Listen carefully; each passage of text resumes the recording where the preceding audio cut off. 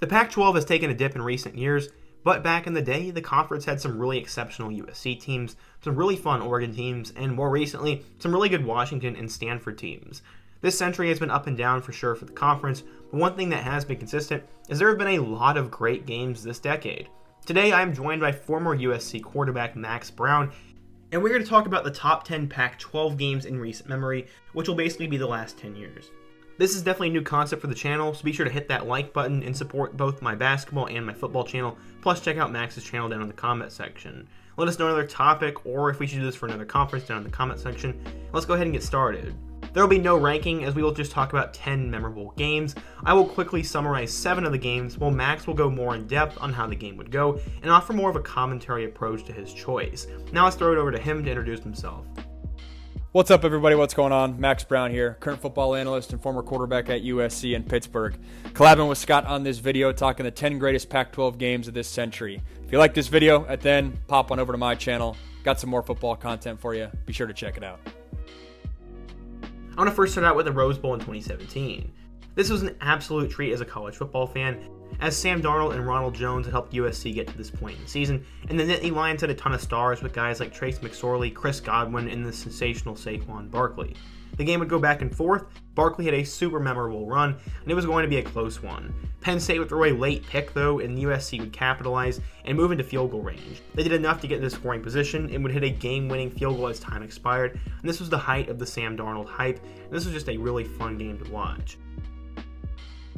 The 2011 Stanford-USC game is one of the two matchups between the two schools that we'll talk about today. This was going to be Andrew Luck versus Matt Barkley in a game that would have massive national title implications. This game went back and forth, and with just a few seconds remaining, Stanford would tie the game with a late touchdown, and they would go to overtime. Both teams would score in overtime, and it looked like it was going to come down to a missed 2-point conversion, but in the third overtime, USC would fumble the ball, and Stanford would survive. This was an incredible game that some say was the greatest game of the decade in the Pac-12. I do miss the days when both those schools were both really relevant. I'm starting my side of the list off with the 2013 Stanford vs. USC game. This late season 2013 clash between USC and Stanford was a classic, and while you could put a few different USC vs. Stanford games on this list, I went with this one because, well, your boy was on the team. Stanford was coming in as the 5th-ranked team in the country, having just beaten the Oregon Ducks. The Cardinal were national title long shots, while USC was on their second head coach of the season in Ed Orgeron. Two familiar football names would get the Trojans back on the board once more only 4 minutes later. Javarius Buck Allen, most recently with the Giants and the Saints, but with the Ravens before that, punched it in from 1 yard out, and Marquise Lee would tack on a 2-point conversion with a big-time toe-tapping catch in the end zone. You could feel the momentum throughout the Coliseum on the side of the Trojans as USC would lead by a touchdown at half. No points would be scored for a while, even though Stanford had its chances. A blocked field goal and 2 interceptions would keep the Trojans in it. The second of those interceptions by quarterback Kevin Hogan would prove to be costly. On this pivotal drive, USC would pick up a big 4th and 2, and with 20 seconds left, the Trojans would line up for a 47-yard field goal. The junior from Bakersfield, Andre Hadari, sunk it right between the uprights, calling buckets as the USC faithful geared up to storm the field shortly thereafter. In the end, USC upset number 5 Stanford 20-17 and ended the Cardinal title hopes. Next up, we have Arizona versus California in 2014. This was an early season matchup between Anu Solomon and the undefeated Wildcats and an early Jared Goff-led Cal team. The Golden Bears took command and control, and it looked like it was going to be a snooze fest. Down 18 points when the fourth quarter began, the Wildcats rallied with 5 touchdowns, 3 of which went to wide receiver Caleb Jones, and they had a chance to win. The last score would come on the final play, as they would have a 47-yard miracle pass from Solomon to Austin Hill, and this became known as the Hail Mary, and they won the game. This game makes the list because of the obvious Hail Mary and crazy ending, and that was just a really cool game. Next up, we have Utah versus USC in 2016. The Trojans were 1-2 going into their matchup with the undefeated 24th-ranked Utes, and this game was going to be a big deal. The Trojans were led by Sam Darnold and Juju Smith-Schuster, while the Utes had quarterback Troy Williams and newfound star wide receiver Tim Patrick. This game went back and forth in a thriller, but they trailed by 3 points late in the fourth quarter.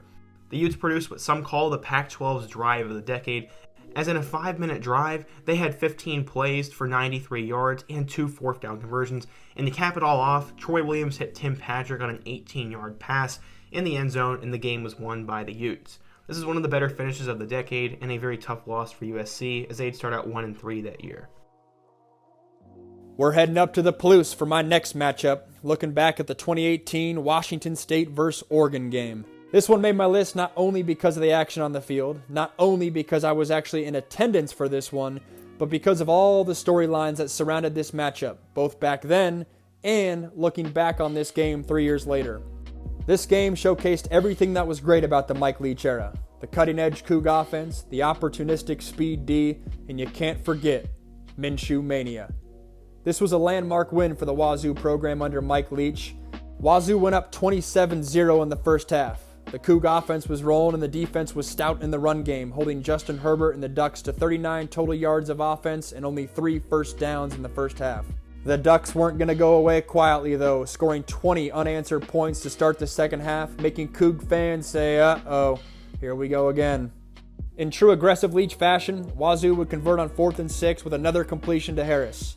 2 plays later, Gardner Minshew would hit current Indianapolis Colt Desmond Patman for a touchdown, sealing the victory. The Cougs beat the Ducks 34-20 and stormed the field on what would be one of the biggest days in Washington State football history. Up next, we have Notre Dame versus Stanford in 2015. Notre Dame was having a really fun season, and they were definitely pushing for the college football playoff with quarterback Deshaun Kaiser and star wide receiver Will Fuller.